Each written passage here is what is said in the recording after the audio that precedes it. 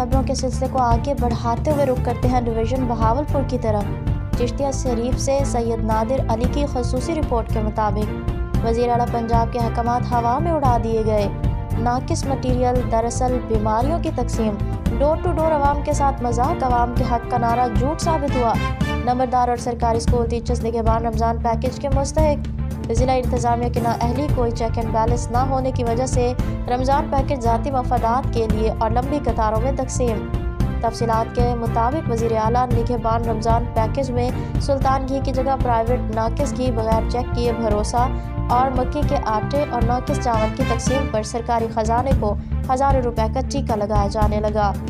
گلی محلوں میں ذاتی مخصوص پارٹیوں کے لوگوں کے ڈیروں پر اور پرائیویٹ لوگوں کے ہاتھوں میں بے شمار شناختی کارڈ، لمبی لمبی قطاریں بھی دراصل ذاتی چودراہٹ کی بنیاد پر راشن تقسیم کیا جانے لگا، جس سے اکثر گلی محلوں میں لڑائی جھگڑے جاری رہے۔ وزیر اعلیٰ پنجاب کا بلا تفریق نگہبان پیکیج ناقص ملاوٹی آٹا، گھی، چاول عوام میں موذی بیماریوں کا سبب بننے کا خدشہ پیدا ہو گیا۔